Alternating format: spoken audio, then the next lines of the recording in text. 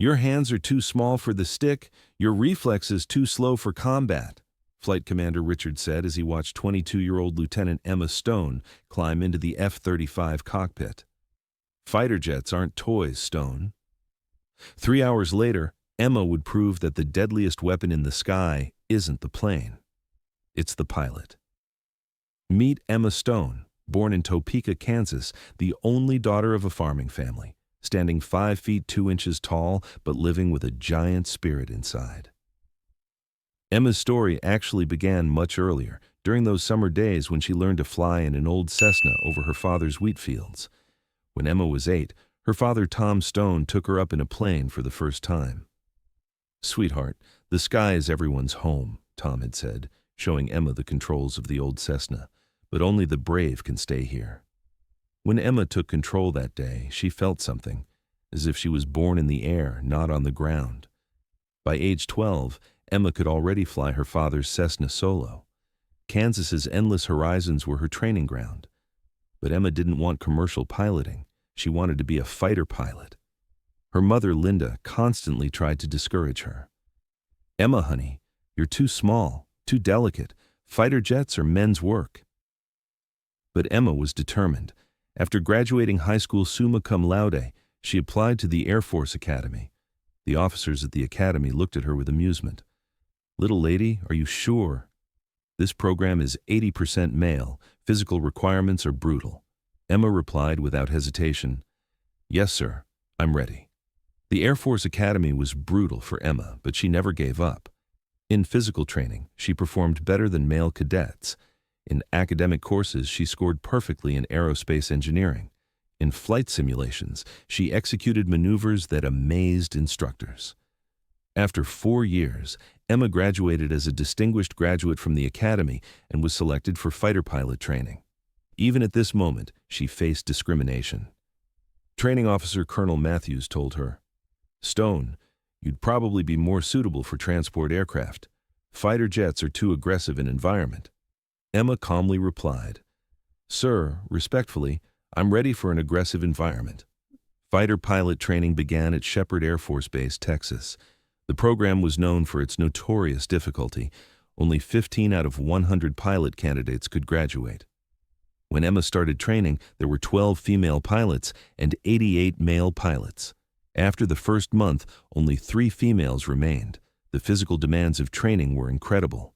In G-force tolerance tests, pilots were exposed to up to 9 Gs, conditions that tested the limits of the human body. Emma performed better than male pilots in these tests, remaining conscious up to 9.5 Gs. But the real challenge came in cockpit training. The F-35 Lightning II was the most advanced fighter jet in modern military aviation. Stealth capability, advanced avionics, multi-role combat systems. This aircraft demanded superhuman reflexes and decision-making skills from pilots. Training instructor Major Rodriguez shook his head doubtfully after Emma's first F-35 flight. "Stone, you're technically solid, but combat is a different story. In real war, hesitation kills you." Emma looked directly at Rodriguez. "Sir, I don't hesitate." After 6 months of intense training, Emma graduated in the top 3. But her assignment created controversy. The Air Force brass assigned Emma to the 23rd Fighter Squadron, an elite unit conducting active combat operations in the Middle East. This assignment created jealousy among many male pilots who had waited years for this position. Squadron leader Flight Commander Richards clearly showed he didn't welcome Emma. "Stone, you're filling a diversity quota here. In real combat, we'll keep you on the sideline." Emma nodded respectfully, but determination burned internally. She would prove he was wrong. For the first few months, Emma was only assigned to training missions. Reconnaissance flights, transport escorts, defensive patrols, no real combat engagement. Emma waited patiently and executed every training mission flawlessly. The situation changed dramatically in November 2023. Intelligence reports indicated that a major terrorist network was constructing a chemical weapons facility in Syria. This facility created an immediate threat to U.S. interests and regional allies. In the mission briefing, Commander Richards explained to the squadron, Target is heavily defended. 12 enemy fighters are patrolling the airspace. Latest Russian Su-35s, experienced pilots, advanced aircraft. This isn't a suicide mission, but it's close. Emma raised her hand. Sir, requesting permission to join the mission. Richards laughed dismissively. Stone, this isn't a babysitting mission. This is real combat. You're not ready. But circumstances forced Richards' hand. 3 of the squadron's senior pilots were on medical leave, and 2 were grounded due to equipment malfunction. Richards needed every available pilot. Fine, Stone, Richards said reluctantly. But you'll stay in wingman position. Follow orders, engage only if directly threatened. The mission morning briefing was detailed. Target, a heavily fortified chemical facility in Syrian airspace. Intelligence suggested 12 enemy Su-35 fighters were on constant patrol. The U.S. formation consisted of 8 F-35s, numerical disadvantage but technological superiority. Emma prepared meticulously. Flight suit, helmet, survival gear, everything perfectly fitted. As she climbed into the cockpit, adrenaline pumped but her mind was calm. Her father Tom's voice echoed in her mind, "Sweetheart, being scared is normal, but being scared and unable to act is weakness." When the F-35's engines roared to life, Emma felt at home. Instruments, controls, displays, everything familiar, everything ready. Richards's voice on the radio. Formation, we're wheels up in 2 minutes. During the approach to Syrian airspace, tension was palpable. Radar screens showed enemy activity, multiple bogies, organized patrol patterns. Richards briefed the formation. Maintain stealth, avoid engagement unless necessary. Our job is to destroy the facility, not dogfight. But plans rarely survive first contact with the enemy. As they began approaching the target, suddenly the radar lit up. 12 enemy Su-35s had detected the formation and set an aggressive intercept course. Richards immediately called, "All units, defensive positions. Prepare for engagement." Emma was positioned at the rear of the formation, but immediately made a threat assessment. The enemy formation was using sophisticated tactics, pincer movement, altitude advantage, numerical superiority. The U.S. pilots were experienced, but the odds were against them. First contact was violent. The enemy lead fired a missile, and the U.S. formation scattered. Richards's voice was panicked. "Break formation! Evasive maneuvers!" Emma watched the chaos begin to unfold. U.S. pilots were using defensive tactics, but the enemy was aggressive and coordinated. 2 F-35s were already under missile lock. That's when Emma made the decision that would change everything. "Control, this is Stone," her calm voice on the radio, requesting permission to break formation and engage multiple targets. "Negative, Stone," Richards shouted. "Maintain defensive position." But Emma was already banking left, climbing to attack position. On radar, she saw 12 enemy signatures, organized, predictable, vulnerable. Fighter pilot training kicked in, but more importantly, her inherent pilot instincts activated. Emma selected her first target, the enemy lead Su-35, altitude 15,000 feet, speed Mach 1.2. Lock established, missile away, direct hit. The enemy lead exploded in a spectacular fireball. "Stone, what the hell are you doing?" Richards screamed. "My job, sir," Emma replied calmly, already acquiring a second target. The enemy formation began to panic. The loss of their lead was unexpected. Tactical advantage shifted. Emma exploited this confusion. In rapid succession, she fired 3 more missiles, 3 more hits, 4 enemy aircraft down in the first 90 seconds. The remaining enemy pilots attempted to regroup, but Emma was using superior tactics. The F-35's stealth capability combined with Emma's exceptional flying skills created a deadly combination. Enemy pilots couldn't track her effectively, but Emma tracked them perfectly on radar. Emma's 5th kill was her most spectacular. An enemy Su-35 locked onto her tail and fired a missile. A normal pilot would have attempted evasive maneuvers.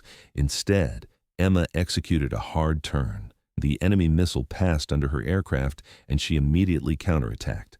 Gun kill, 20mm cannon direct hit to the enemy cockpit. By this point, the entire engagement had changed character. The U.S. formation realized that Emma was single-handedly dominating the battle. Richards's initial panic shifted to admiration. "Stone, how are you doing this?" "Training, sir," Emma replied, engaging the sixth target, and good instincts. Targets 6, 7, and 8 were neutralized in rapid succession. Emma's movement patterns were unpredictable but effective. Yo-yo maneuvers, barrel rolls, split S turns. Enemy pilots couldn't predict her next move. The ninth kill created a psychological breaking point in the enemy formation. The remaining 3 Su-35s attempted to retreat. Emma engaged in pursuit. "Stone, let them go," Richards ordered. "Negative, sir," Emma replied. "These pilots will create future threats. The mission needs to be complete." The final 3 kills were Emma's masterpiece. Long-range shots, perfect accuracy, clinical precision. After 12 minutes, the entire enemy squadron was wreckage in the Syrian desert. Radio silence reigned for a full minute. Finally, Richards's incredulous voice. "Stone, 12 kills, single mission. That's impossible." "Confirmed, Control," Emma replied calmly. "All threats neutralized, proceeding to primary target." The chemical facility was destroyed without further resistance. The mission was a complete success, but the real story was Emma's unprecedented achievement. When they returned to base, the entire Air Force was buzzing about Emma's performance. 12 enemy aircraft in a single mission by a single pilot, unprecedented in modern aviation history. Commander Richards debriefed Emma privately. "Stone, I owe you an apology. You're an exceptional pilot. I was wrong." "Thank you, sir," Emma replied simply. "I just did my job." An investigation team came from the Pentagon and analyzed every detail of the mission.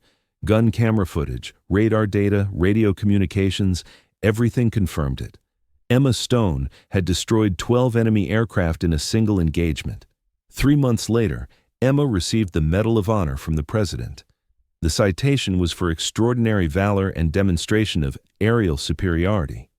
But for Emma, the most meaningful recognition came from her fellow pilots. The pilots in the squadron now called Emma the Ace of Aces. Traditional ace pilot status required 5 kills over an entire career. Emma had achieved 12 in a single mission. Young female pilots across America saw Emma as an inspiration. Air Force Academy applications from female candidates increased dramatically. Emma had inadvertently broken barriers in aviation, but Emma didn't seek fame. She continued serving, training new pilots, pushing the boundaries in aerial combat. Her message was always simple. When they put limits on you, show them your capabilities. Today, Emma has been promoted to colonel rank and leads an advanced fighter tactics training program. She always teaches her students the same lesson. Your aircraft is powerful, but your mind is more powerful. Combine them correctly, and the impossible becomes possible. Emma Stone's story proves that physical size doesn't determine capability. Skill, determination, and courage are the true measures of pilot excellence. Sometimes the smallest hands control the most powerful aircraft most effectively. Have you ever been told you're too small, too different to accomplish something extraordinary? Are you ready to prove them wrong when your moment comes, like Emma? Real excellence isn't measured by what people expect from you, but by what you deliver when everything depends on it. Emma Stone showed that sometimes one person's exceptional performance can rewrite entire books of what's considered possible. The enemy expected a routine engagement with 8 versus 12 odds. They received a lesson to never underestimate a pilot who has something to prove. Emma's 12 kills in a single mission weren't just statistics. They were a statement that excellence recognizes no gender, no size limits, only results. When Emma climbed out of her F-35 that day, she wasn't the same pilot who had been told her hands were too small. She was the pilot who had just redefined what those hands could accomplish. The sky didn't care about her size, it only cared about her skill. Years later, when aviation historians write about the Syrian operation, they call it the Stone Decimation. Not because of destruction, but because one pilot's determination decimated every assumption about limitations. Emma's father, Tom, would have been proud. His little girl, who learned to fly over Kansas wheat fields, had become the deadliest pilot in the sky. She proved that sometimes the biggest victories come from the smallest packages, and the most powerful weapons are wielded by those who refuse to accept the word impossible. The 12 enemy pilots that day learned what Emma had always known, that in the sky, size doesn't matter.